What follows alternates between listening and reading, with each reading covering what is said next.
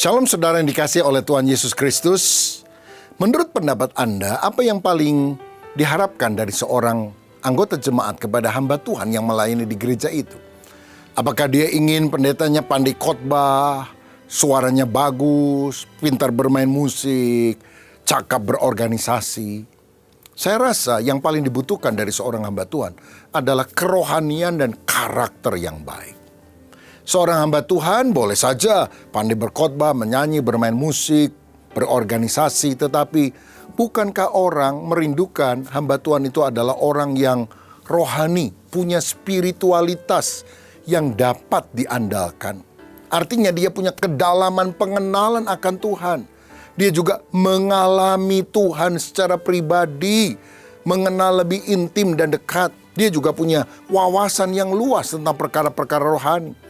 Bukan hanya tahu ayat-ayat Alkitab untuk menyerang orang lain merasa diri lebih hebat, tetapi orang yang mendengar pemaparannya, hatinya akan dibawa pada kecintaan yang menyala-nyala kepada Tuhan, pada roh yang berkobar-kobar untuk perkara rohani.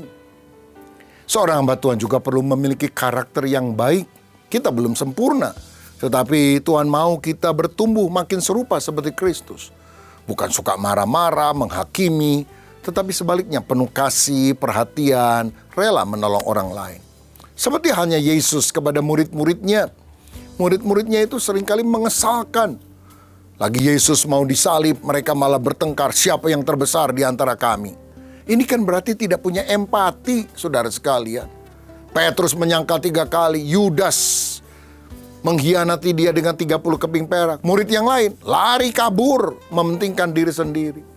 Tapi lihat Yesus sabar, mengampuni, memberi kesempatan untuk mereka juga mau bertobat. Bahkan Simon yang sudah menyangkal 3 kali, Tuhan hanya tanya, apakah engkau mengasihi aku ya Simon?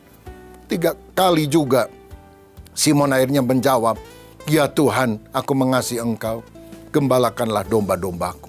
Dan akhirnya murid-murid kembali kepada Kristus karena kecintaan kepada Kristus, karena kerohanian dan karakter yang baik.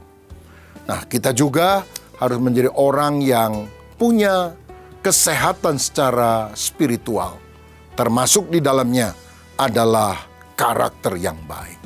Saya pernah mengikuti satu seminar rohani di Melbourne selama 3 minggu dengan banyak hamba Tuhan. Dan pengajar-pengajar orang Australia, orang bule, mengajar kami banyak hal yang indah dan bagus dari firman Tuhan. Tetapi saudara, kita juga diatur sedemikian rupa sehingga setiap hari itu dari rombongan kami 100 orang lebih dibagi-bagi sekian orang. Ada yang bersihkan aula, dapur, dan menyiapkan sarapan atau makan pagi. Jadi kita semua dapat giliran selama 3 minggu itu.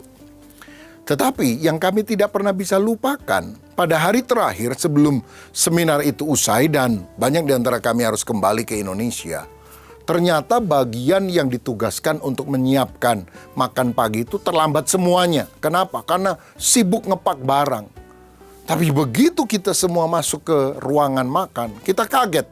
Karena sudah tersedia ada roti panggang dengan selainya dan macam-macam makanan yang lain.